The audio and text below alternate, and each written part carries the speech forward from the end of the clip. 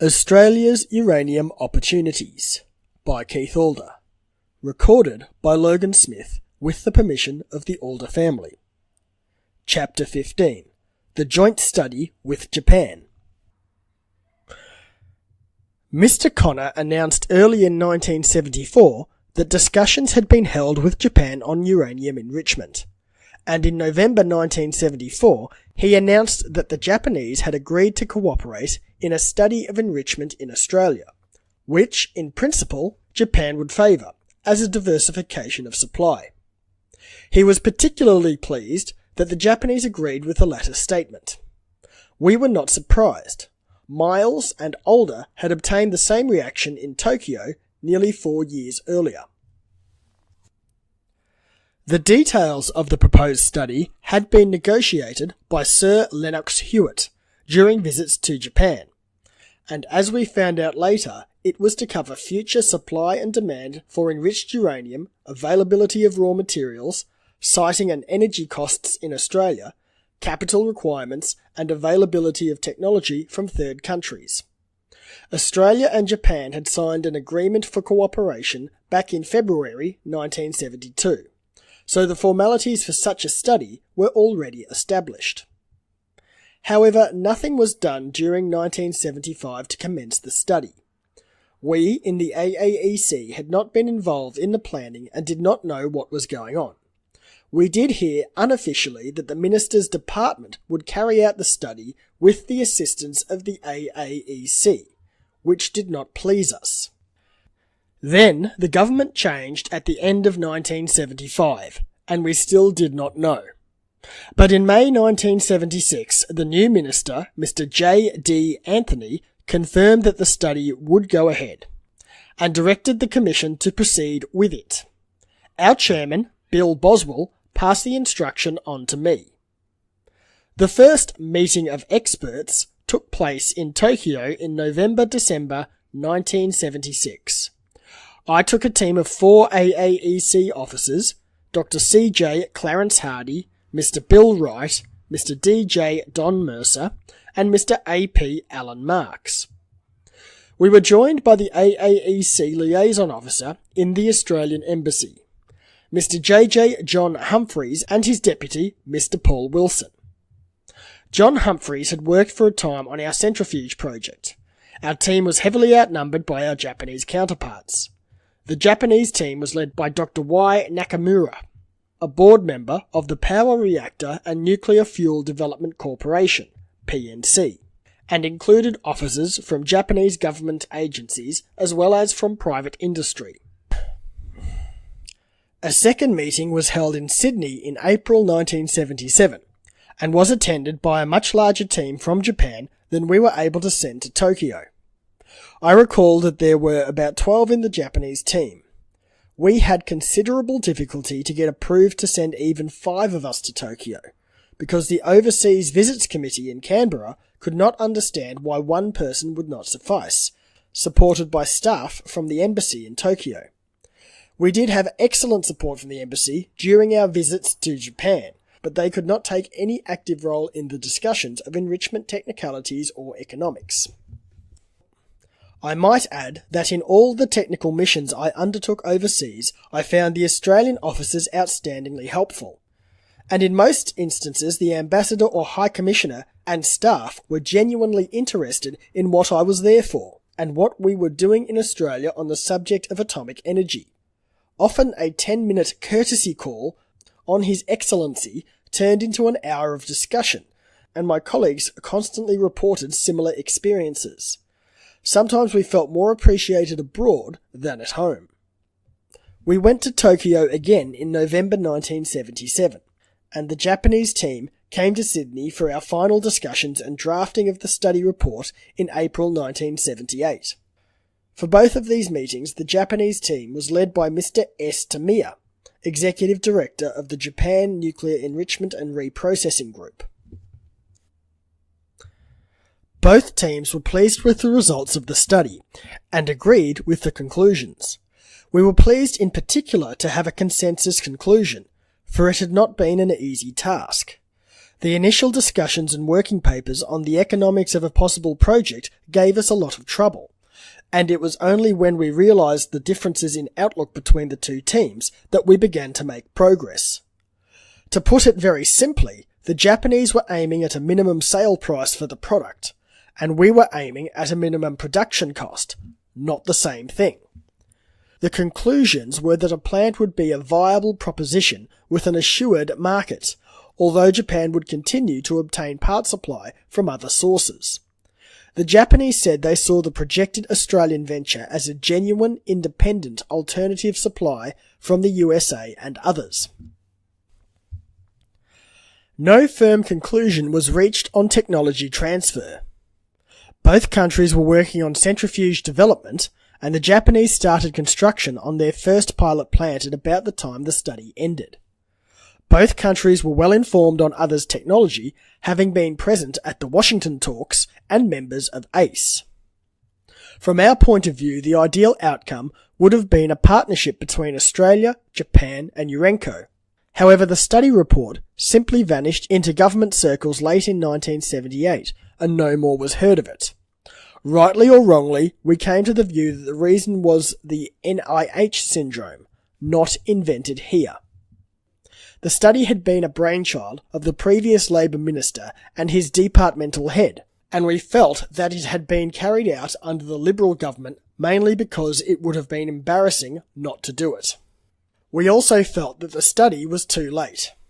It might have produced a positive outcome if it had been carried out when first agreed back in 1974. But by the time it was finished, the enrichment position had changed in the international scene. And in particular, Japan was proceeding with her own technology. And there were already potential sources of supply other than the USA, including Eurodif in France, Urenco, and the USSR. One aspect of possible collaboration with Japan in a uranium enrichment plant in Australia, which I feel received inadequate emphasis at the time, was the advantage of multinational ownership to strengthen safeguards against diversion of enrichment technology or its products for military purposes. This would be particularly valuable where the partners, such as Japan and Australia in this case, have strong support for nuclear non-proliferation measures. This aspect of multinational plans has been pointed out informally by the United States in our discussions at the time of the Washington talks in 1971, and was one reason why the USA appeared to favour partnership with Japan and Australia. The same comment was made much later in the report of 1984 by the Australian Science Technology Council, ASTEC, on Australia's role in the nuclear fuel cycle. The Australian government did announce its continuing interest in uranium enrichment in January 1979, saying that the industry would offer substantial economic and employment benefits and that it would continue with feasibility studies with the potential collaborators including Urenco, Japan, France, and other interested governments. It pointed out the importance of the environmental, safeguards and non-proliferation aspects of the industry. By this time, Australia was involved in the International Fuel Cycle Evaluation, INFCE, an international study proposed initially by the USA and which was studying the matter of safeguards and nuclear non-proliferation in great detail. The statement of January 1979 that the government would press ahead with feasibility studies was followed by a meeting in Canberra in May 1979 of representatives of all state governments and the Northern Territory, at which Commonwealth officers from departments and the AAEC briefed them on the subject of uranium enrichment. As far as I am aware, that was the end of the matter as far as the Australian government was concerned. Despite that statement of intent, no further action to pursue enrichment studies until Australian industry took a hand, but that is another story. End of Chapter 15. Australia's Uranium Opportunities by Keith Alder. Recorded by Logan Smith with the permission of the Alder family. Chapter 16. Our final departure from the uranium industry. Back in June 1975, the Minister for Minerals and Energy in the Whitlam Labor Government, Rex Connor, had directed the AAEC to undertake uranium exploration and to participate in the mining and treatment of uranium in the Northern Territory, and also to handle all sales of Australian uranium. But then, once more, the Commission was affected by major policy changes. Soon after the change of government, following the dismissal, our new minister, Mr. J.D. Anthony, announced on 1st February 1976 that the government believed that the exploration for uranium in the Northern Territory should be a matter for private enterprise and not the Commission. So we closed down the Exploration Division and sold its buildings and equipment in the Northern Territory. The last activity was to diamond drill a likely prospect which we believed would be a commercially viable ore body. The results were encouraging, but we were out of the exploration business. We called it Ostatom 1, capped the hole and left. Many of the staff were able to return to company employment. We retained some as a resources assessment unit, later transferred to the Bureau of Mineral Resources. But it was a bad time for some and for the senior management people, who had been hammered so hard by the previous minister and his officials to get out there and start exploring. We did feel badly about the financial side of this episode. It was certainly not an efficient use of government funds, but orders are orders.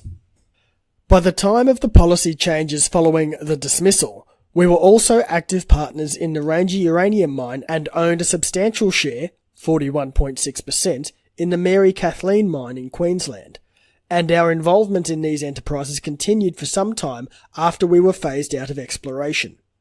It had been a very complicated business to involve the Commission in the mining game, involving agreements and memoranda of understanding with Pico Wallsend in particular, the only company ready to start in the Northern Territory at the time. It was even more complicated to get out of it again when the government decided to divest itself of its share in the Ranger enterprise, eventually to the new consortium Energy Resources of Australia, ERA. However, this did not involve a large number of us in the AAEC. The brunt of this paperwork fell to my colleague, Mr. A.D. Andrew Thomas, who spent several months commuting to Canberra to work with officers of the Minister's Department on the documentation. The matter was complicated by the new legislation which had been passed in the early days of the Fraser government, concerning environmental control, Aboriginal matters, national parks, as well as specific uranium policy matters. The method of divestment was for the government to invite proposals for the acquisition of its interest in Ranger, which it did early in August 1979. Late in October, the Minister announced that 17 organisations had made proposals, and then in December he announced that the government had accepted the offer of Pico Wallsend through a new company, Energy Resources of Australia, ERA, which EZ also joined in January 1980. So, in summary, from the days of the Connor Ministry, when the AAEC was directed by government to undertake all sales of Australian uranium, to undertake all new uranium exploration and to participate actively in mining and treatment of uranium ores in the Northern Territory, over the next 5 years all these responsibilities were removed and restored to the private sector. Some of this work involved us in staff recruitment and reorganisation. For example, the creation and staffing of the uranium branch. Before long we had to change all that again, redeploying people as much as possible to other tasks. We did not complain, but again I have to object when I read that the Commission lost its way. It was not good for the morale in some sections of our organisation. Would you blame them? In retrospect, those of us who spent time on the Ranger Uranium project enjoyed it greatly. We had numerous visits to Darwin and the Ranger area, participated in innumerable planning and board meetings, and believed we had made worthwhile contributions to all of them, although it did not always seem as if our involvement was appreciated. The attitude of a few of the company men was to regard us as interfering bureaucrats, but on the whole the atmosphere was friendly, and I personally made some very good friends in the companies involved. The Commission's uranium branch was formally abolished in May 1979. Although the Commission was now out of the uranium industry, it was still looking to the future of the uranium processing industry in Australia, despite new government policies relating to its research establishment at Lucas Heights. In 1980, the CSIRO moved into Lucas Heights. The AAEC did not like this at all. The initial idea was for CSIRO to take over 3 of the Commission's research divisions: chemical technology, materials, and environmental science. However, the Minister, Senator Sir John Carrick, announced that the Commission would continue to operate a first-class nuclear research program at Lucas Heights. The final meeting in government circles to decide the future relationship between CSIRO and the AAEC took place in the offices of the Department of the Prime Minister and Cabinet in Canberra. I pointed out that the most important aspects of nuclear energy involve materials and environmental matters, and that if Australia removed these topics from its research capability, the nuclear world would be less than impressed with the Australian idea of a first-class nuclear program. The argument must have had some effect, because in the event CSIRO took over only one division, chemical technology, into its new Institute of Energy and Earth Resources. The main reasons why the AAEC was unhappy with the entry of CSIRO to the research establishment were the projected difficulties of administering services and charges and security between 2 separate organisations sharing these services on the one site. For example, engineering design, workshops and effluent services. In announcing the future programs of work at Lucas Heights, the Minister for National Development and Energy, Sir John Carrick, stated in December 1981 that the AAEC would continue to undertake research and development in nuclear energy, particularly in relation to uranium mining, processing and enrichment, as well as in environmental science and nuclear waste treatment and management. Thus, despite being phased out of the uranium industry, the AAEC was still foreseen to have a continuing role in the uranium fuel cycle. In particular, the Commission reported that its major research and development activity continued to be the long-term program to develop gas centrifuge enrichment technology. But this too was not to last for long. Before looking at its demise under government direction, it is appropriate to outline briefly the history and achievements of this program. End of Chapter 16.